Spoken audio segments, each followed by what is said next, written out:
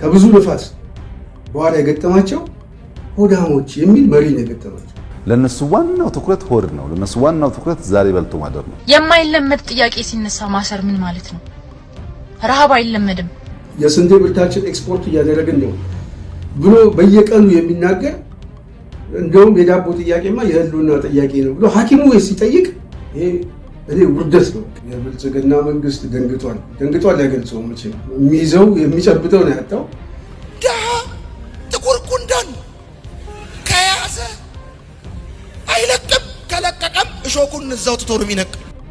24 ሰዓት ሙሉ የምታለፈው የጸጥታ መዋቅር ፌደራል ፖሊስ በለው አዲስ አበባ ፖሊስ በሉት በመከላከያ ውስጥ የድሃ ልጅ ያለው ፍልፍል ያለው የኦሮሞ መሬት ላይ ያለው እንደፈለገ ሆናለሁ። ራሱ የብልጽግና ወንጌል አስተሳሰብ የወዴድ ብልጽግና አስተሳሰብ በዚህ የተቃኘ ሂውማን ትራፊኪንግ ከፍተኛ ስራ የሚሰሩ 3 ተጠርጣሪዎች ወደ ሀገር ውስጥ ተይዘው እንዲገቡ ተደርጓል። በእግሩ መቆም ያቃተው አገዛዝ በቃ የመጨረሻው ፕሮፓጋንዳ እንደዚህ ነው። መጨረሻ ላይ የምንሰማቸው ቃላቶች እንደዚህ አይነት ቃላቶች ናቸው። የቦሌ መንገድ አበቦች ከ11 ሰዓት ተኩል ጀምሮ በቂ ውሃ ይጠጣሉ። የአዲስ አበባ ህዝብ በሳምንት አንድ ቀን ንጹህ ውሃ ያገኛል። ኦኬ ብለን ትተናል። ለምንድ ነው እና ለአብይ የአቅም ማነስ መስዋዕት አለበት የሚል ጥያቄ ያነሳሉ። ተሰው ፈጣሪ እንኳን ኢትዮጵያን ቢበራ ይሄንን ችግር በአንዴ ማቀለል አይችልም። ሲጀመር ፈጣሪ የሁሉንም ህዝብ ችግር ማቀለል አይችልም። ከዚህ አብይ አህመድ ተገረሰሰ ማለት በኢትዮጵያ ፖለቲካ ውስጥ ያበቃል። የሚያበቃው ነገር ሁሉ ያበቃል። ዘረፋው ያበቃል።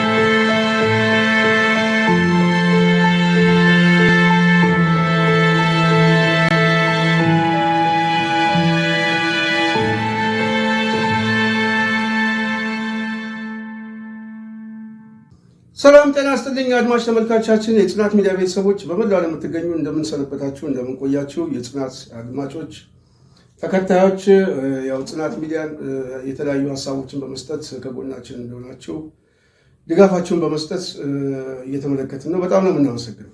በጣም እናመሰግናለን። ጽናትን እናሳድግ። ሁል ጊዜ ነው የምለው፣ ጽናት የህዝብ ድምፅ ነች፣ ከህዝብ ጎን የምትቆም ሚዲያ ነች እና ጽናትን በማሳደግ እንደዚሁም ጽናትን ላይክ፣ ሼር፣ ሰብስክራይብ በማድረግ ከጎናችን እንዲቆሙ መልእክታችን እናስተላልፋለን።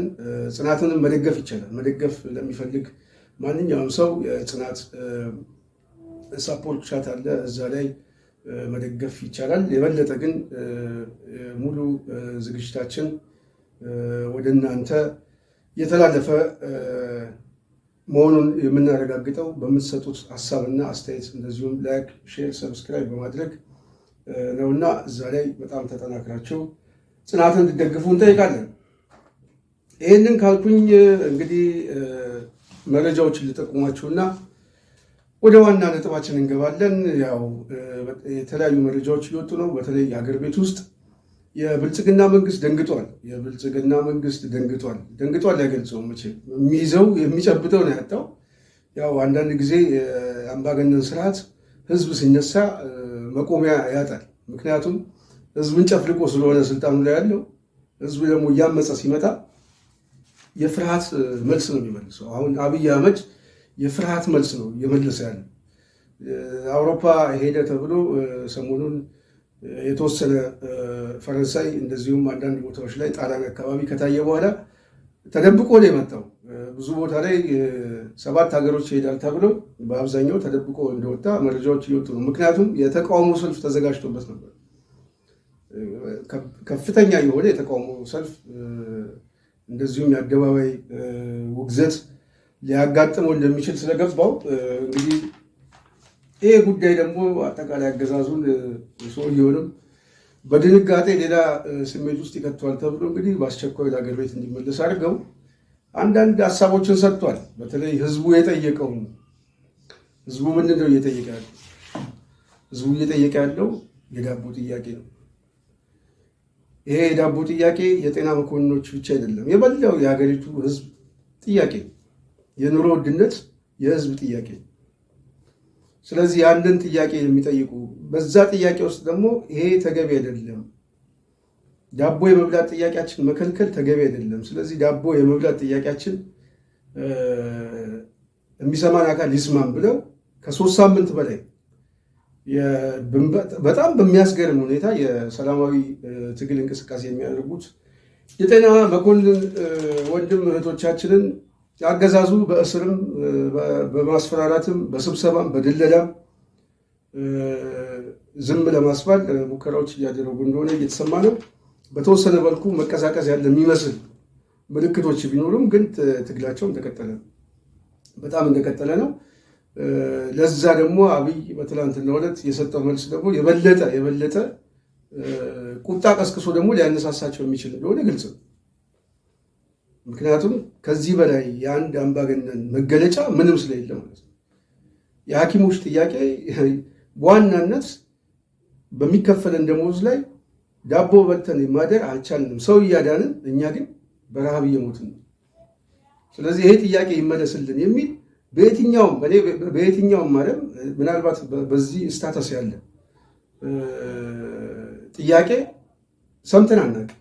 አዲስ ጥያቄ ነው። አዲስ ጥያቄ በሐኪሞች ደረጃ ያለ ከፍተኛ የሆነ የቀዶ ጥገና ስፔሻሊስቶች በጣም አገሪቱ አለን የሚባሉ ሰዎች ሁሉ ይህንን ጥያቄ አደባባይ ላይ ይዘው መምጣትና ያንን ጥያቄ በመጠየቃቸው ደግሞ እየታሰሩ ነው። ትናንትና ግን አብይ ምንድን ነው ያለው? ለጥያቄው መልስ ሲሰጠን ጥያቄያቸው ህልም የላችሁም እና የኔን ህልም አታጨናግፉ እና ቪዥን ያለው ነገን የሚያስብ ትውልድ መፍጠር አለብን። አንዳንዱ በሆዱ የሆድ ጥያቄ ያነሳል፣ ቪዥን የሌለው የሆድ ጥያቄ ነው የሚያነሳው። እንደዚህ ሐኪሞችን እንግዲህ መልስ የሰጠው አብይ በዚህ ነው። ስድብ እኮ ነው፣ ሆዳሞች ብሎ ነው። እነሱ ብቻ የለም ህዝቡን ነው የሚሰድቡ። ይሄ ኑሮ ተወደደብኝ፣ ዳቦ መብላት አልቻልኩም ምናምን ብሎ የሚጠይቀው ስለ ሆድ አታስብ፣ ነገን አስብ። እንግዲህ አንድ ጠቅላይ ሚኒስትር ህዝቡ መሰረታዊ የሆነ የመንግስት አስተዳደር ጉድለት ሲገጥመው፣ ሙስና፣ ዘረፋ ሲገጥመው፣ ከፍተኛ የሆነ የጦርነት የውድመት ክራይሲስ ባለበት ሁኔታ ላይ ሰው በልቶ የማደር ጥያቄው ህልና ውስጥ ይገባ። በምን ምክንያት? በመንግስት አስተዳደር፣ በመንግስት የተበላሸ አስተዳደር። ስለዚህ ያ የመንግስት የተበላሸ አስተዳደር ምን ይፈጥራል? ረሃብ ይፈጥራል፣ ችግሮች፣ የተለያየ ኪዮሶችን፣ ፖለቲካዊ ክራይሲሶችን ይፈጥራል። ያ ደግሞ ወደ ግጭት ይሄዳል። አብይ ባለፉት ጊዜያት ሁሉ የሚያደርገው ይሄ ነው። ህልሙ ግጭት ነው እና ለዚህ ግጭት ምን አለ ቢርባችሁ፣ ነገ ምን አለ ብታስቡ ነው እያላችሁ ያለው እና ሆዳም አትሁኑ። ሆዳሞች ናቸው። ለምንድን ነው ቪዥን የሌላችሁ? በጣም እኮ ነው የሚያሳዝነው እኮ በጣም። እና ይሄ ጥያቄ ደግሞ የበለጠ ሐኪሞቹን የበለጠ እንደሚያነሳሳቸው ምንም በዚህ ጥያቄም የለኝም። ህዝቡን ሁሉ የሚያነሳሳው ቪዥን የሌላቸው ትውልድን ታሳቢ የማያደርጉ ሰዎች፣ ለዕለት ጉርስ ብቻ የሚጨነቁ ሰዎች፣ የዕለት ጉርስ ብቻ የሚያኖር የሚመስላቸው ሰዎች የዛሬውን ጉዳይ ሊያነሱ ይችላሉ። ለነሱ ዋናው ትኩረት ሆድ ነው። ለነሱ ዋናው ትኩረት ዛሬ በልቶ ማደር ነው። አብይ በዋናነት ለሚጠየቀው ጥያቄ ሁል ጊዜ የሚሰጠው የንቀት መልስ፣ የትዕቢት መልስ ህዝቡን የበለጠ ወደ ቁጣ፣ ወደ አደባባይ፣ ወደ ግጭት፣ ወደ ተስፋ መቁረጥ ውስጥ ሲገባ ይሄ ነው መጨረሻው በውጤት ደረጃ የሚመጣው። ስለዚህ ይሄ ሰውዬ አውሮፓ ላይ የነበረውን የተቃውሞ ፈርቶ አዲስ አበባ ላይ ከገባ በኋላ የመጀመሪያውን መግለጫ የሰጠው ለዳቦ ጥያቄያቸው ሆዳሞች የሚል የትዕቢት መልስ ነው የመለሰው። ስለ ሆዳቸው አታስቡ፣ ነገ አስቡ። ነገን ነው ማየት ያለባቸው። ቪዥን ያስፈልጋቸዋል ምናምን እና ኦኬ እሺ፣ ነገን ለማሰብ ዛሬ ምን መሆን አለብን? አብይ ለዚህ መልስ የለው እና ይሄኛው ትውልድ አሁን ያለው ትውልድ ለአብይ ግጭት፣ ለአብይ ጦርነት እና ለአብይ የአቅም ማነስ መሰዋት አለበት የሚል ጥያቄ እያነሳ ነው። ተሰው እና በዚህ ደረጃ ነው መልስ እየመለሰ ያለው ማለት ነው። እና ስለ ሆዳችሁ አታስቡ የሚለው ጥያቄ የበለጠ ህዝቡን እያነሳሳው እንደሚመጣ ምንም ጥርጥር የለውም። ከዚሁ ጋር በተያያዘ የፌዴራል ፖሊስ መግለጫ ሰጥቷል እና ሰላም የማስከበር አቅማቸው ከየትኛውም ጊዜ በላይ እየተጠናከረ ነው። አሁን ሽብር የሚፈጽሙ ኃይሎች አቅም የላቸውም ምናምን ነው። ይሄ በዋናነት ይሄ ህዝቡ እየመጣበት ያለው ህዝባዊ እንቅስቃሴ እያደገ መምጣቱ የማይቀር ስለሆነ የጸጥታ መዋቅር ውስጥም ያለው ኃይል ችግር ውስጥ ስለገቡ ቅድም ባልኳቸው አዲስ አበባ ፖሊስ ኮሚሽን አሁን ችግር ውስጥ ገብቶ አባላትን አለማመን ነው የገባው። በቃ እያንዳንዱ አባላት በስልካቸው ሁሉ እንዲያዝ ቁጥራቸውን እንዲያስመዘግቡ መመሪያ ተላልፎ ወደዛ ሄዷል እና የጸጥታ መዋቅር ራሱ ይህን ጥያቄ ሊጋራው ይችላል የሚል ከፍተኛ የሆነ ፍርሃት አላቸው። ደግሞ የመሆን እድሉ ሰፊ ነው። በሽብር ወንጀል እየተሳተፉ ያሉ እነዚህ የሸኔም የጽንፈኛ ፋኖ ኃይልም ሌሎች የአልሸባብና ሌሎችም ፍላጎት ያላቸው ኃይሎች እኛ ሀገር ላይ እንደፈለጉ ሆነው ያንን ማድረግ እንደማይችሉ እነሱ አረጋግጠዋል። ምክንያቱም ለአብነት ለማንሳት በተለያየ ጊዜ አዲስ አበባ ላይ ፍላጎቶችን ለሙከራዎችን የማድረግ ሌሎች ከተሞች ላይ እነዚህ አይነት ሙከራዎችን የክልል ከተሞች ላይ ማድረግ ፍላጎት አለ። ነገር ግን ያንን የጸጥታ ኃይሉ የደህንነት ተቋማት እንደዚሁ ደግሞ ህብረተሰቡ ተቀናይተን እየሰራን ስለሆነና የተለያዩ ቴክኖሎጂዎችም እየተጠቀምን ስለሆነ አንድም ጊዜ ሙከራቸው ሳይሳካ በቁጥጥር ስር ያሉበት ሁኔታ ነው ያለው። ለአብነት ለማንሳትም በዚህ 9 ወር ራሱ ወደ 972 በተለያየ ሽብር ተግባር ውስጥ ለመሳተፍ የተንቀሳቀሱ ኃይሎችን ፌዴራል ፖሊስ በቁጥጥር ስር አውሏል። በጣም አደገኛ የሆኑ ከሽብርተኞች ያልተናነሰ ወንጀል የሚሰሩ ኃይሎች አሉ። እነዛንም ኃይሎች ከኢንተርፖል ጋር ሆነን በቅርቡ ከማላይ በጣም ዋና የሆኑ በሂውማን ትራፊኪንግ ከፍተኛ ስራ የሚሰሩ 3 ተጠርጣሪዎች ወደ ሀገር ውስጥ ተይዘው እንዲገቡ ተደርጓል። በቀጣይም በጣም ያደገና የተቀናጀ ኦፕሬሽን በዚህ ዙሪያ የሚወሰድ መሆኑ። ስለዚህ ፌዴራል ፖሊስ ውስጥም እየመጣ ያለው አደጋ ይሄ አሁን እነ ደንበላሽ ገብረ ሚካኤል ያስደነገጣቸው በመዋቅር ውስጥ ጠንካራ የሆነ አቅም እንዳላቸው የመንግስት ቁመና እንዳላቸው መናገር የሚፈልጉት ለህዝቡ ብቻ አይደለም፣ ለውስጥ ኃይሉን ጭምር የማስደንገጥ የማሸበር የፕሮፓጋንዳ ጉዳይ እንጂ ከፍተኛ የሆነ መዝረክረክ ውስጥ ከፍተኛ የሆነ መዳከም ውስጥ እንደገቡ ማሳያዎች ናቸው። ደንግጠዋል። የሚይዙት የሚጨብጡት አጥተዋል። ህዝቡ እየተነሳ እና ህዝቡ ደግሞ እየተነሳባቸው ሲመጣ ደግሞ የሚሰጡት መልስ ደግሞ ጭራሽ የትዕቢት መልስ ህዝቡን ወደ ቁጣ የሚያስገባ የበለጠ እልህ ውስጥ የሚያስገባ እንቅስቃሴ ውስጥ እየገቡ እንደሆነ እያየን። ለዚህ እንደ አይነተኛ ማሳያ አዲስ አበባ ላይ የአዲስ አበባ ፖሊስ ኮሚሽን ብቻ አይደለም፣ ከትላንትናም ጀምሮ የአዲስ አበባ ተራ አስከባሪዎች በሙሉ ሊያነሷቸው ዝግጅት ድልድል እየተደረገ ነው። ልክ አሁን መንገድ ትራንስፖርት ላይ እንደውም አሁን ተመሳሳይ ሪፎርም እናደርጋለን ብለው በዛም በኩል የደህንነት ስራ የሚሰሩ ከተለያየ አካባቢ ሰብስበው የሚያመጧቸው ሰዎች የአዲስ አበባን ወጣት በሙሉ ስራ የሌለው ወጣት ምናልባትም ከዚህ ላይ አንዳንዶቹ ህይወታቸው ላይ የሚገፉ ሰዎችን እነሱንም ቤታቸው ለማስቀመጥ ዝግጅት ጀምረው ወደ እንቅስቃሴ እየገቡ ነው። ምናልባት አዲስ አበባ ውስጥ አሁንም ይሄ ምን ይፈጥራል? ወደ ህዝባዊ እምቢተኝነት፣ ወደ ህዝባዊ ቁጣ፣ ወዳልተፈለገ ግጭት እያስገቡት ነው ማለት ነው። ህዝቡን እያስገቡት ነው። ስለዚህ በዛ ሁኔታ ውስጥ ነው ያሉት። መምህራን በተመሳሳይ ጥያቄ እየጠየቁ ነው። አሁን መምህራን ተሰባስበው ተቋማዊ የሆነ ጥያቄ ለመጠየቅ ዝግጅታቸውን ጨርሰዋል። በተለያየ ስብሰባ አሁን እየያዟችሁ ቤት ይሰጣችኋል። ባለፈው ጊዜ ሰምታችኋል። ንግድ ባንክ ለመንግስት ሰራተኞች ቤት ለመስጠት ፕሮግራም ጀምራለሁ እያለ መግለጫ የሚሰጠው ይሄ ፍርሃት ነው የመጣው። ተቋማት በሙሉ የሚይዙት የሚጨብጡት ጠፍቷቸዋል። ምክንያቱም ህዝብ ወደ አደባባይ የሚወጣበት ኮዝ የዳቦ ጥያቄ ስለሆነ፣ ይሄ ጥያቄ ደግሞ ከባድ ጥያቄ ነው። መልስ የማይሰጠው ከሆነ የራበው ህዝብ ያው መሪውን ይበላል ነው አባባሉ። ወደዛ ነው የሚሄድ።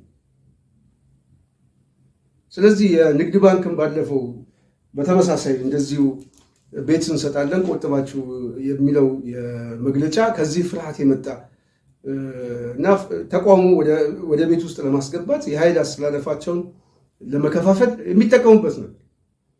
ግን እሱ እንኳን አላስቆማቸው። ጽናት ሚዲያ በደረሳት መረጃ መቱ ዩኒቨርሲቲ የተሰበሰቡት መምህራን በብጥብጥ ስብሰባው ተበትኗል። በቀን 15 ምንድነው ችግሩ? አስተማሪዎቹ ከተሰበሰቡ በኋላ የመጣላቸው አጀንዳ እስከ በመማር ማስተማር ውስጥ ያላቸውን ስኬት እና በሚቀጥለው ምርጫ ላይ የመምህራን ተሳትፎ ምናምን የሚል የሆነ ዶክመንት ይዘው መጣው። ከዚህ ጥያቄ ጋር ምን ያገናኘዋል የሚል ከፍተኛ የሆነ ቁጣ ተቀስቅሶ ስብሰባው እንደተበተነ መረጃዎች አሉ።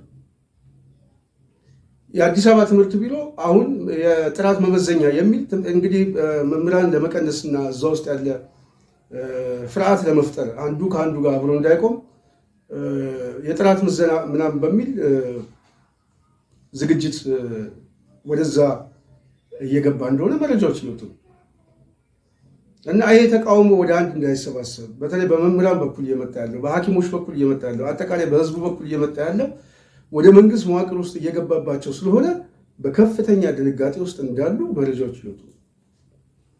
ስለዚህ ያንን አሁን ለማስቆም የሐኪሞችን እንቅስቃሴ ለማስቆም የተለያየ ጥረቶች እያደረጉ ነው። አንድ የፕሮፓጋንዳ ስራ በመስራት የፖለቲከኞች ነው ይሄ ጥያቄ አይመለከታቸው ምናምን የሚለው እሱን አልፈውታል።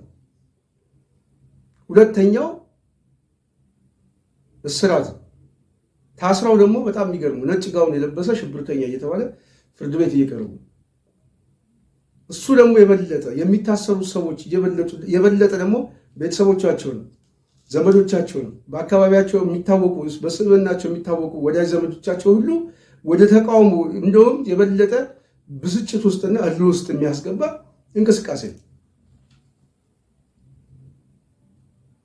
ምክንያቱም ዳቦ የጠየቀ አንድ ሐኪም ብልጽግና የሚባል ወደ እድገት ጎዳና እየገባን ነው፣ የስንዴ ምርታችን ኤክስፖርት እያደረግን ነው ብሎ በየቀኑ የሚናገር እንደውም የዳቦ ጥያቄማ የህልውና ጥያቄ ነው ብሎ ሐኪሙ ሲጠይቅ ይሄ ውርደት ነው። ምናልባት አብይ በገዛበት ዘመን ውስጥ ሁሉ የሚጻፍበት የውርደት ታሪክ ቢኖር ከጦርነቱ ጋር በተያያዘ ይሄ ምናልባት አገሪቷ በምን ሁኔታ እንዳስቀመጣት ማለት ነው። አጥቦ የሆነ ብልቃጥ ውስጥ እንዳስገባት። ምክንያቱም ሐኪም ረቦኛል ብሎ እየመጣ ነው። የኮሪደር ልማት ነው ሲባል ሰው ንቅል ብሎ ዳርዳር ወጣላችሁ። በምትፈልጉት መንገድ ሰራችሁት። ስትፈልጉ አንጥፋችሁ ብሉበት፣ ስትፈልጉ ሳይክል እንጁበት፣ አይመለከተንም። የቦሌ መንገድ አበቦች ከ11 ሰዓት ተኩል ጀምሮ በቂ ውሃ ይጠጣሉ። የአዲስ አበባ ህዝብ በሳምንት አንድ ቀን ንጹህ አያገኝም። ኦኬ ብለን ትተናል። ለምንድ ነው አዲስ አበባ ሌሊቱን ሙሉ ስታብረቀርቅ ታድራለች። የአዲስ አበባ ህዝብ ግን መብራት አያገኝም፣ ይከፍላል። የመብራት ይከፍላል። ለምንድ ነው? የማይለመድ ጥያቄ ሲነሳ ማሰር ምን ማለት ነው? ረሃብ አይለመድም። ረሃብ ሊለመድ የማይችል ነገር ነው። የተማረ ሰው ልጆቼን ማስተዳደር አልቻልኩም፣ ቤት ኪራይ ከፍዬ መኖር አልቻልኩም፣ እርቦኛል፣ በቀን አንዴ መብላት አልቻልኩም ያለ ሰው ማሰር ምንድነው ፖይንቱ? ያውም የተማረ በቀበሌ ተገፍቶ ተጎትቶ በንግግር ብቃት በምናምን ብቃት ተብሎ ወንበር የተሰጠው ሰው አይደለም። የተማረ እድሜውን ለትምህርት የከፈለ ምን ማለት ነው? የሙያ ፍቃዳችሁን እንቀማለን ማለት የጤና ጥበቃ ውስጥ ያላችሁ ይሄንን መግለጫ ያወጣችሁ ሰዎች እኮ ሕክምና ተመራችሁ እዛ ጋር የደረሳችሁ ናችሁ አይደል? የሙያ ፍቃድ ነው እዚህ ድረስ ያቆያችሁ ወይስ የሙያ ፍቅር ነው እዚህ ጋር ያደረሳችሁ? የሙያ ፍቅር ነው ሌሊቱን ሙሉ ፔሸንቶቻችሁን ስታዩ ስለ ፔሸንቶቻችሁ ስትጨነቁ ኮንሰልት ስታደርጉ እንድታድሩ የሚያደርጋችሁ ወይስ የሙያ ፍቃድ ነው? ተሳስታችኋል። የሙያ ፍቃድ አይደለም። ይሄን ሁሉ ሐኪም ይሄን ሁሉ አመት ዋጋ እየከፈለ እዚህ ሙያ ላይ እንዲቆይ ያደረገው የሙያ ፍቅር የሙያ ስነ ምግባር እንጂ የሙያ ፍቃድ አይደለም። ይሄ ጠፍቷችሁ አይደለም የሙያ ፍቃዳችሁን እንቀማችኋለን እያላችሁ የምትፎክሩት አይደል?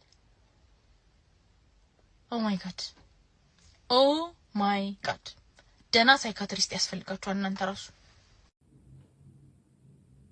አሁን እኮ ህፃናቶች እኮ ሲያድጉ እኮ ተምረህ ምን መሆን ትፈልጋለህ ሲባል ዶክተር የሚባለው ምኞት ሁሉ እኮ አሁን ከንቱ እየሆነ ነው።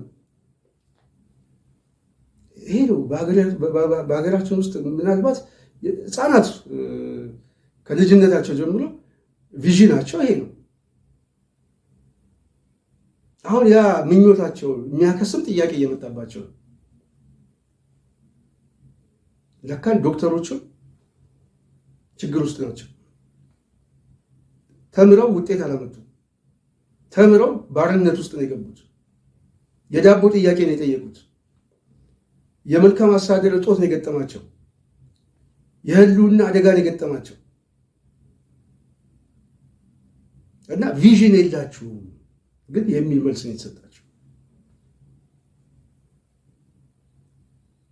አብይ እኮ ቪዥን አለኝ ብሎ ሰራዊት ውስጥ ገብቶ ወታደር ሆኜ ምናምን ቴሌግራም ተሸክሜ ከዛ በኋላ ሀገር ለመምላት በጣም ስለማስብ እያለ እኮ ታሪክ እኮ ይናገራል።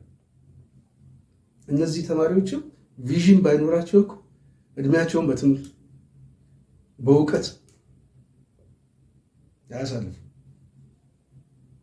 በውጤት ደረጃ ግን የገጠማቸው ከብዙ ልፋት በኋላ የገጠማቸው ሆዳሞች የሚል መሪ ነው የገጠማቸው።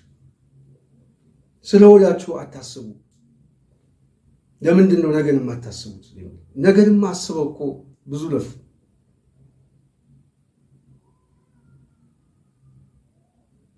ግን በዚህ ደረጃ ደግሞ መልስ የሚሰጥ መሪ ነው አሁን ሀገሪቱ ውስጥ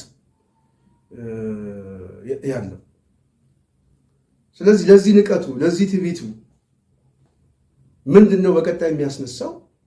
ከፍተኛ የሆነ ቁጣ ያስነሳል።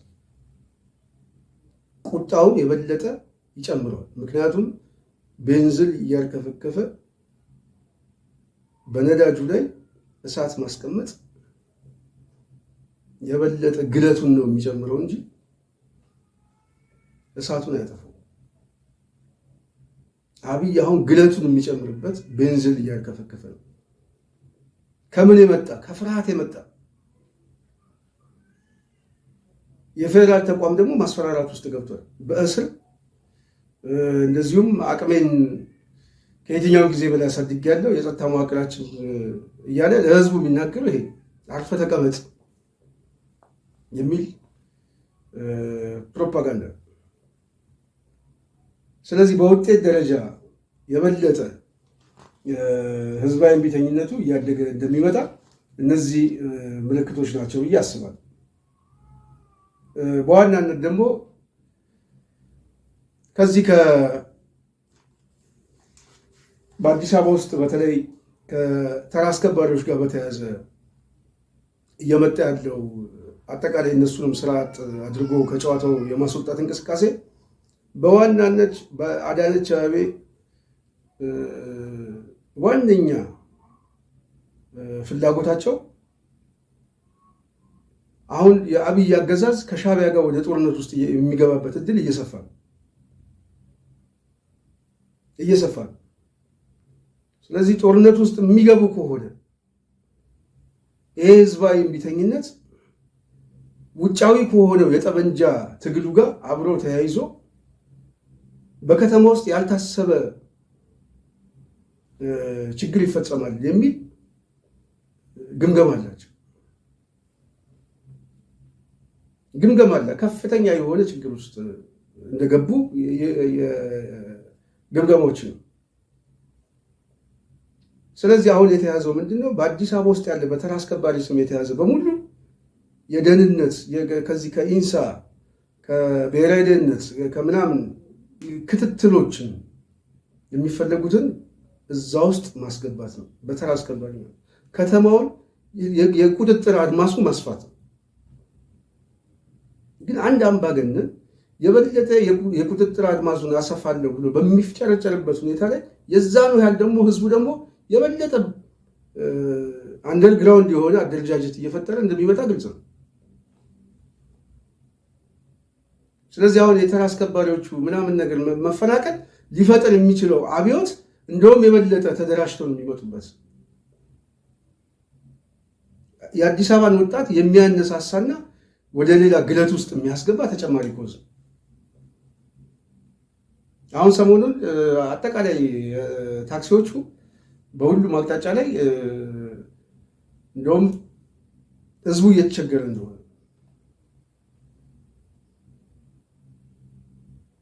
እየተሰማ ነው። ታክሲዎቹ ብቻቸውን ነው እየተንቀሳቀሱ ያሉት። ስለዚህ እነዚህን ወጣቶች በየአካባቢ ያሉትን የአዲስ አበባ ተራ አስከባሪ የሚባሉትን አፈናቅለው ኦህዴድ የደህንነት መዋቅሩን ሊያመጣበት እንደሆነ ግልጽ ነው። ለምን? ፍርሃት ስላለ። አንዱ ከህዝቡ ችግር ጋር ነው፣ ከህዝቡ አብዮት ጋር ነው። በሌላ በኩል ጦርነት ውስጥ ሊገባ ስለሆነ አዲስ አበባ ውስጥ የራሱ የሆነ ሚሊሻ በየአካባቢው መመደብ ስላስፈለገው ነው። ስለዚህ አድማሱ እየሰፋ ሲመጣ የበለጠ ጉልበቱ እያደገ የሚመጣ ይመስለኛል። እሱ ብቻ አይደለም። አሁን በከተማ ውስጥ ደግሞ አዲስ የተፈጠረ የደህንነት መዋቅር አለ። አሁን ጽናት ሚዲያን በመረጃ ደረጃ የደረሰ በተለይ አሁን ከስብከት ጋር ከወንጌል ስብከት ጋር አብሮ በተያያዘ ምናምን በሚል በተለያየ አካባቢ ላይ ሃይማኖትን ተገን ያደረገ እንቅስቃሴም የግጭት ጠባቂ እንቅስቃሴዎችም እየተፈጠሩ እንደሆነ እየሰማን ነው። በቅርብ ጊዜ አዲስ አበባ ላይ አንድ ወጣት ልጅ ያሳያችው ስሜት የስርዓቱ መገለጫ ነው። ክርስቶስ ነው። ማርያም ሰው ናት። ችግራት በቃ ችግራት ተመረጠች ምናምን አባቱ ከሰይጣን ጋር ታውራ ሰው ናት የሚለው የማርያም ቃላት ሁሉ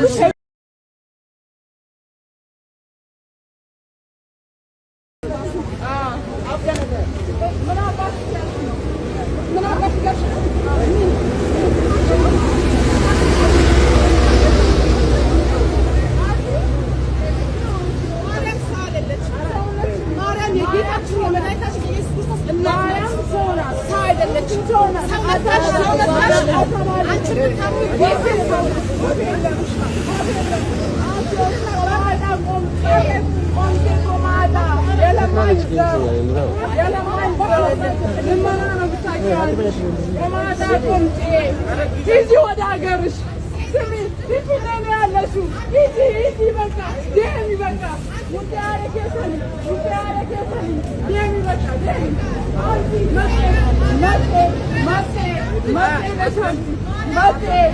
መጤ how much ማሬ ያለው ፍልፍል ነው ያለው የኦሮሞ መሬት ላይ ነው ያለው እንደፈለግ ሆናለሁ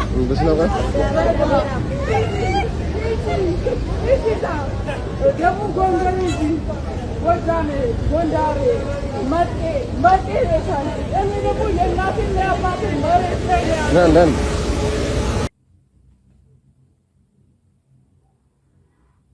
ከወንጌል አስተምራለሁ የሚል ግን መጨረሻ ላይ የምትናገረው ግን ነውረኛ የሆነ ከአንደበቷ መውጣት ወንጌል አስተምራለሁ የሚል ሰው ከአንደበቱ ሊወጣ የማይችለው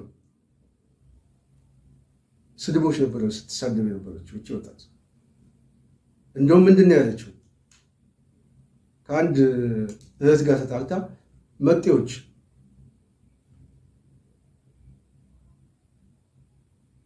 ከዚህ ቦታ ትወጫለሽ፣ ይሄ ከተማ የኛ ከተማ ነው የሚል በጣም አደገኛ ንግግር። ይሄ የብልጽግና የራሱ የብልጽግና ወንጌል አስተሳሰብ፣ የወዴድ ብልጽግና አስተሳሰብ በዚህ የተቃኘ የኤርትራው ፕሬዚዳንት የኦሮሞማ አስተሳሰብ እየመጣብን ነው ምናምን ይሄ ተስፋፊ አስተሳሰብ የሚባለው አዲስ አበባ ውስጥ እቺ ልጅ ምልክት ነች እኮ ማሳየዋ። መጤና ባለሀገር አለ የኛ ነው ከዚህ ትወጫለሽ የሚል የኛ ነው የሚል ባለቤትና መጤ ነው የሚባል ደግሞ አለ። ይሄ የፖለቲካ ናሬቲቭ ነው። ይሄ ደግሞ የብልጽግና እሳቤዎች ናቸው። የብልጽግና ፒራሚድ በቃ የሚታገልለት የማዕዘን ድንጋይ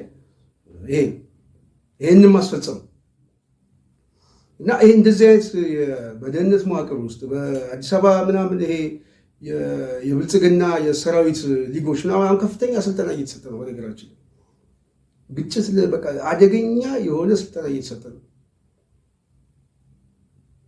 ስለዚህ አሁን ሰራዊቱ ራሱ ይሄ የብልጽግና ሰራዊት የሚዲያ ሰራዊት በየወሩ የሚከፍለው ምናምን ዋነኛው ጥያቄያቸው ብልጽግና የህልውና አደጋ ውስጥ ገብቷል። የስልጣን የህልውና አደጋ ምክንያቱም ከዚህ አብይ አህመድ ተገረሰሰ ማለት በኢትዮጵያ ፖለቲካ ውስጥ ያበቃል።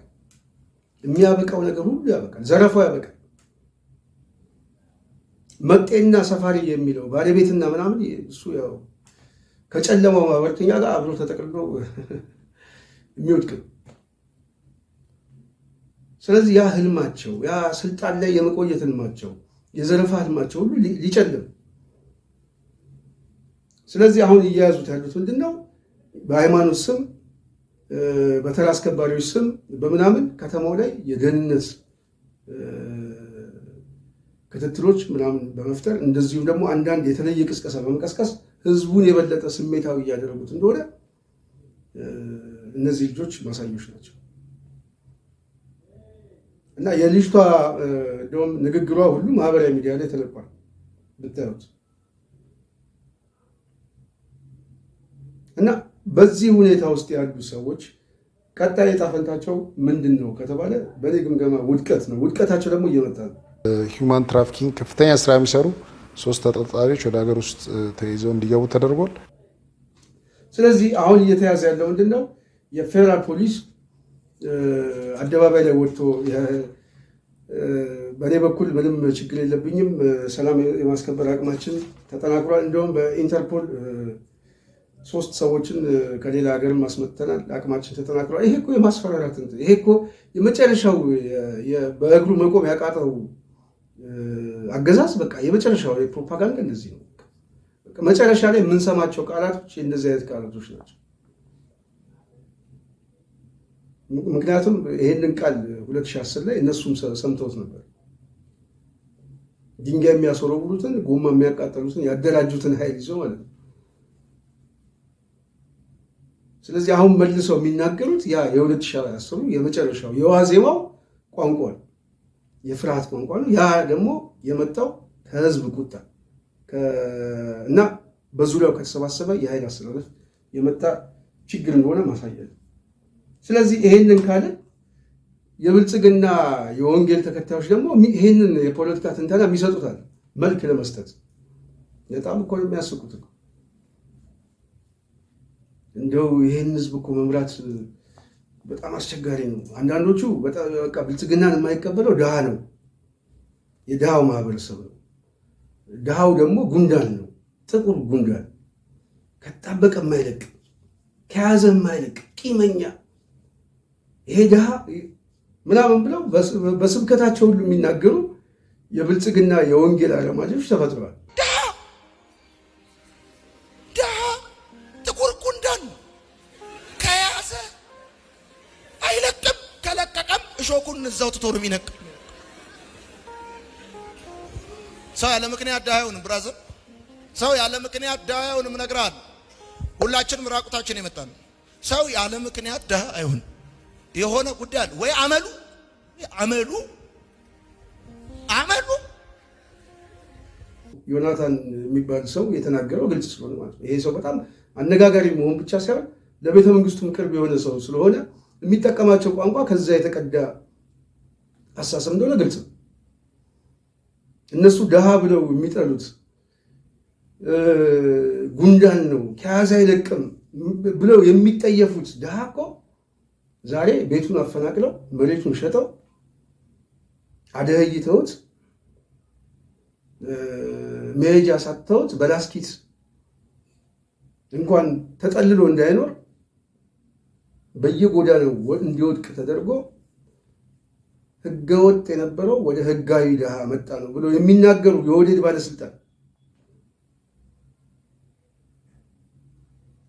ያ ንግግራቸው ያቆሰለው ቁስል አንሶት ከእንደገና ደግሞ ጉንዳን ነው፣ ከያዘ የማይለቅ ነው፣ ቂመኛ ነው ብለው የሚናገሩት የዚሁ የድሃው ልጅ ዛሬ መከላከያ ውስጥ ገብቶ ህይወት እሰዋለሁ የሚለው የዚህ ማህበረሰብ ልጅ የድሃው ልጅ በአብይ አገዛዝ የአብይን አገዛዝ ዙፋን ለማስጠበቅ አንዳንዱ ገብቶት የብልጽግና ተጠቃሚ መሆኑን አምኖበት፣ በአብዛኛው ግን ምንም ሳይገባቸው የእንጀራ ጉዳይ ሆኖባቸው በጸጥታ መዋቅር ውስጥ ምናምን ቀንና ሌሊት ዱላና ጠመንጃ እያሸከምክ በአንድ ኮሾሮ ዳቦ 24 ሰዓት ሙሉ የምታለፈው የጸጥታ መዋቅር ፌዴራል ፖሊስ በለው አዲስ አበባ ፖሊስ በሉት በመከላከያ ውስጥ የድሃ ልጅ ነው እና ያንን የድሃ ልጅ ነው ቂመኛ ጉንዳን ብሎ የሚሳደበው የብልጽግና የወንጌሉ ምዕመናኖች ናቸው። ስለዚህ እንደዚህ አይነት እየተሰደበ እንደዚህ የስብዕና ገደላ የሚደረግበት የማህበረሰብ ክፍል ነገ ጠዋት ምንድን ነው ሊፈጥር የሚችለው? ሊፈጥር የሚችለው ግልጽ ነው። አሁን ይሄ ዮናታን የሚባለው ምናምን እኮ እኔ በእርግጠኝነት ከአስተዳደጉ ምናልባትም ከዛ አካባቢ ከድህነት አረንቋ ውስጥ የተገኘ ልጅ እንደሆነ ምንም የጀርባ ታሪኩ ምናልባት ብዙ ተነቧልም ብዙም ተነግሯል። ግን አሁን ያለበት ሁኔታ አሁን ይሄ ልጅ በቃ ባለጊዜ የሚለው ወይም ደግሞ የምፈልገው ሰው መጥቷል ወደ ስልጣን ብሎ ሲያስብ ያ ሰው የሚጠራውን ያ ሰው የሚናገረውን ያ ሰው የሚያስበውን ለማሰብ ምኑን ይጠቀምበታል? የአገልግሎት ፕሮግራሙን የፖለቲካ መድረክ ያደርገዋል። አንዳንድ ሰዎች አሉ አሁን እንደዚህ በጣም በስፋት እየተፈጠሩ ነው። መንግስት የሚሾመው እኮ በፈጣሪ ትእዛዝ ነው። ስለዚህ የመንግስትን ለምን ትቃወማላችሁ ምናምን ብለው የሚያነሱ ነገር አለ። እርግጥ ነው በመጽሐፍ ቅዱስ ተጽፏል። እሱ ቃል ደግሞ የእግዚአብሔር ቃል ግን የሚሾም መንግስት ደግሞ ራሱን ያነሳል። ሳኦልን እኮ የሾመው እግዚአብሔር፣ ዳዊትን የሚሾመው እግዚአብሔር። የሚያምፁ መሪዎች ይቀጣሉ። ሲቀጡ በምንድን ነው የሚቀጡት? በህዝብ ነው የሚቀጡት። ስለዚህ ህዝብ ሲያምፅ የቅጣቱ ምሳሌ ናቸው እንጂ ህዝቡ በቃሉ ላይ እንዳመፅ አድርጎ ማስተማር ይሄ አስተሳሰብ ነው። ይሄ ምንድነው? የቤተ መንግስቱን ዙፋን ማስጠበቅ ነው። አንዱ በወንጌል ያስጠብቃል እያደናበረ፣ አንደኛው ደግሞ ጠመንጃውንና እስር ቤቱን ተጠቅሞ የሚቃወሙትን ሰዎች ዝም ለማሰኘት ይሄዳል። ስለዚህ ከብልጽግና ጋር የተናበበ መልእክቶች ናቸው። ስለዚህ ዮናታን የሚናገረው ድሃ የሚለው ጉንዳን ብሎ የተሳደበው ምናምን የሰራዊቱ አባል የፖሊስ አባል ምናምን እንደሆኑ ግልጽ ነው። ማንም ሰው ሊገባው ይገባል። ይሄ ቤቱ እየፈረሰበት ጎዳና የተጣለው እና ይሄ ድሃ ደግሞ በእርግጠኝነት ነገ ጠዋት ይመጣልሃል፣ አደባባይ ላይ ይመጣል። በዛን ሰዓት ዮናታን የት ነው የምትገባው? መሄጃ ምንድን ነው የሚለው ግልጽ ነው። ምክንያቱም አሁን ዮናታን ራሱ እዛ ቸርች ምናምን ብሎ የሚያስተምርበት ምናምን አካባቢ ራሱ ዙሪያ የተሰባሰበው ድሃ ነው በአብዛኛው። ከዚህ በፊት እንደውም የሆነ ግጭት ተፈጥሮ ብዙ አከራካሪ ነገሮች ተፈጥሮ ነበር። እነዛ ድሆች ናቸው የሚመጡብህ ማለት ነው። እነዛ ድሆች ይሰባሰባሉ። ዳቦ የጠየቁት ሰዎች ዛሬ ድህነታቸው ብቻ ሳይሆን ከድህነታቸው በላይ ደግሞ የዳቦ ጥያቄያቸው ራሱ ወንጀል ሆነው የሚታሰሩ ሰዎች በአንተ ቋንቋ ጥቁር ጉንዳኖች ናቸው፣ ቂመኞች ናቸው፣ ከያዙ የማይለቁ ናቸው። ስለዚህ ይሄንን ሳታወግዝ ዳቦ ለጠየቀ ሰው እስር ቤት መግባቱን ሳታወግዝ በአንድ ጨቋኝ አምባገነን በየቀኑ ሰው የሚሞቱትን ሳታወግዝ ለሞቱት ሰዎች ሳትጸጸት ድሃ ላይ ሄደህ እንደዚህ አይነት የተዝረከረከ ለሀጮችን መጥፋት ነገ ጠዋት ዋጋ ያስከፍላል። የምትከፍለው ዋጋ ደግሞ ምናልባት አንድ እጅም ላይሆን ይችላል፣ ከባድ ሊሆን ይችላል። ስለዚህ ይሄ መልእክት ግን ዝም ብሎ የመጣ አይደለም። ዝም ብሎ የመጣ ሳይሆን የቤተ መንግስቱን ገዢ ለማስደሰት የተግባርና የቃል መወራረስ እንደሆነ ማሳያዎች ናቸው። ለማንኛውም እንደዚህ አድርገው የሚተነትኑ ሰዎች ዮናታን ብቻ ነው። አንድም ሰው ከዚህ በፊት እንደዚሁ በተመሳሳይ ያለ ሰው አሁን እኮ ከተማው ጽዱ ሆኗል፣ አሁን እብድ እኮ አላይም፣ አሁን ፒያሳ እኮ ብትሄዱ እኮ እብድ የለም፣ በቃ እየጸዳ ነው፣ ከተማችን እየጸዳ ነው ምናምን ብሎ ሲናገሩ ተስተውሏል። የአንድ ከተማ ውበት ጤነኛውም በሽተኛውም እንደ ሰው ስናየው ነው፣ እንደ ዜጋ ስታየው ነው። እብድ የሌለበት ከተማ ተፈጥሯል ብሎ መናገር ኢማጂን ምን እንደሆነ ግልጽ ነው። እነዚህ ናቸው እንግዲህ አሁን በወንጌሉ ጉዳይ ላይ ተሰባስበናል የሚሉት በብልጽግና ውስጥ። ይሄ አብዛኛውን ሰው የሚወክሉ አይደለም፣ አብዛኛው ሰው። ምክንያቱም ዛሬ እኮ እናውቃቸዋለን፣ በጣም በዲሲፕሊን እኮ የራሳቸውን የወንጌል አስተምሮ ይዘው ትምህርታቸውን አስተምሮታቸውን የሚቀጥሉ ሰዎች ይታወቃሉ። ምን ውስጥም የሌሉ ማለት ነው።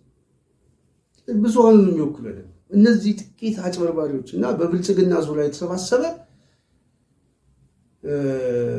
ጥገኛ የሆነ የውጭም እጆች የሚዘውራቸው ኃይሎች ናቸው። እነዚህ ኃይሎች ደግሞ አሁን በትዕቢት የተወጠሩ ኃይሎች ናቸው፣ በጥጋብ የተወጠሩ ኃይሎች ናቸው።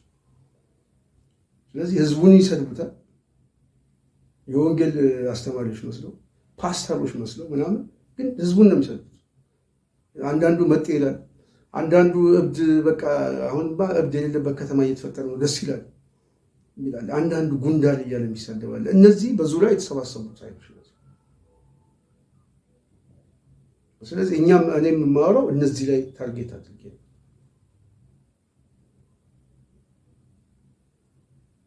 ስለዚህ አንድ ሰው እንደዚሁ በተመሳሳይ ኢየሱስ ቢመጣ በጣም ነውር እኮ ነው። ኢየሱስ ቢመጣ እንኳን ይሄንን ህዝብ ለማሳደድ በጣም ነው የሚቸግረው። የህዝቡ ፍላጎት የህዝቡ ጥያቄ ምናምን ስናየው እንዲሁ ኢየሱስ እንኳን ቢመጣ ህዝቡን መምራት አይችልም። ፈጣሪ እንኳን ኢትዮጵያን ቢበራ ይሄንን ችግር በአንዴ ማቀለል አይችልም። ሲጀመር ፈጣሪ የሁሉንም ህዝብ ችግር ማቀለል አይችልም። ፈጣሪ የማይችለውን የህዝብ ችግር ማቀለል መንግስት አይችልም። ለዚህ ነው በዓለም ላይ ሁሉንም በዓለም ላይ ያለውን ህዝብ ፈጣሪ ነው የፈጠረው። ፈጣሪ የፈጠረው ህዝብ አንዱ ድሃ ነው፣ አንዱ ሀብታም ነው፣ አንዱ ጤነኛ ነው፣ አንዱ በሽተኛ ነው፣ አንዱ የበለጸገ ነው፣ አንዱ ችጋራም ነው። ስለዚህ ፈጣሪ ሁሉንም ማስተካከል ያልቻለውን መንግስት ኦቨርናይት አንድ ነገር ይቀይር ብሎ እንደዚህ አይነት ነውጥ ማንሳት አግባብ የለውም። እነሱ እነኚህ የህክምና ባለሙያዎች የደሞዝ ጥያቄ ብቻ ሳይሆን ስግብግብነት ሊያውቅ ይገባል። ጆሮአቸውን ይዞ ነው እዛ ሆስፒታል አምጥቶ መስራት ያለበት፣ ወይም የግል ሆስፒታል ውስጥም እንዳይሰሩ ላይሰንሳቸው መነጠቅ ነው ያለበት። ያው የግል ሆስፒታሎች ውስጥ መስራት የለባቸውም። የትኛውም የግል ሆስፒታል ውስጥ እንዳይሰሩ ላይሰንስ ኢትዮጵያ ውስጥም ሆነ ከኢትዮጵያ ውጪ ወጥተው እንዳይሰሩ ላይሰንሳቸው መነጠቅ ነው ያለበት። ከዚህ በፊት ዳንኤል ክብረት የተናገረው አለ። በጦርነቱ ጊዜ በጣም ማረሰው ነበር። ሰይጣን እንኳን ምናምን ብሎ የተናገረው አለ። የሰውን ልጅ ከሰይጣን በላይ አድርጎ ያየበት ማለት ነው። ክርስቶስ ኢየሱስ እኮ ወደ ምድር የመጣው የዲያብሎስን እስራት በመስቀሉ ለማሸነፍ። ስለዚህ ከዛ የበለጠ ሰይጣን በዳንኤል ንባብ ማን እንደሆነ አላውቅም፣ ግን ሰይጣን እንኳን ምናምን እንደዚህ አይደለም ምናምን ብሎ የተናገረበት ሁኔታ እስካሁን ይገርመኛል። ግን ዲያቆን የሚባለው ማዕረግ ይዞ ማለት ነው። እና አሁንም እኚህ ሰው የሚናገሩት እንደዚህ የዓለምን ገዢ የሰው ልጅ የፈጠረ ሰማይና ምድርን የፈጠረ የሚል አስተምሮ ያለው ኢትዮጵያ ውስጥ የኢትዮጵያን ሕዝብ መምራት አስቸጋሪ ነው ብሎ በዚህ ደረጃ መናገር መንፈሱ ምን እንደሆነ ግልጽ ነው። እና እነዚህ ናቸው የብልጽግና ተንታኞቹም፣ የወንጌል ሰባኪዎቹም፣ የፓርቲውም አባሎች ምናምን አክቲቪስቶቹም እነዚህ ናቸው። ስለዚህ ይሄ ኃይል በዚህ እብሪቱ በዚህ ጥጋቡ ምናምን ወዴት ነው የሚሄደው የሚለው ግልጽ ነው። እኛ ደጋግመን የምንናገረው ግልጽ ነው። ከፊቱ የማይቀር ጉዳዮች አሉ። የማይቀር ሂሳብ ለማወራረድ እየተዘጋጀ ነው። በተለይ ደግሞ አሁን ጦርነት ውስጥ ደግሞ እየገባም ስለሆነ ወደ ቀውስ ውስጥ ወደ ተጨማሪ ኪዮስ ውስጥ ወደማይቀረው ደግሞ የመጨረሻው ውድቀት ውስጥ እየተሸጋገረ ነው የሚል እምነት አለን። ለማንኛውም ሰሞኑን የነበሩት መረጃዎች ይህን ይመስላሉ።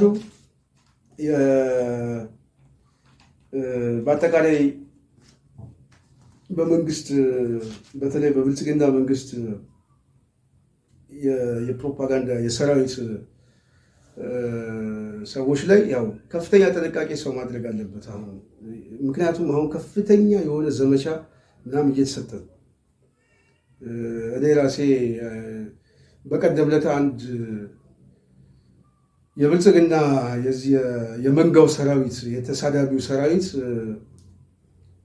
ኃላፊ የተባለች አንድ ሴት ፈዲላ የምትባል ፌስቡክ ላይ የለጥፌው የመንጋው ብዛት ቀላል ነበር። በእኔ አካውንት ላይ እንኳን የመጡት ማለት ነው።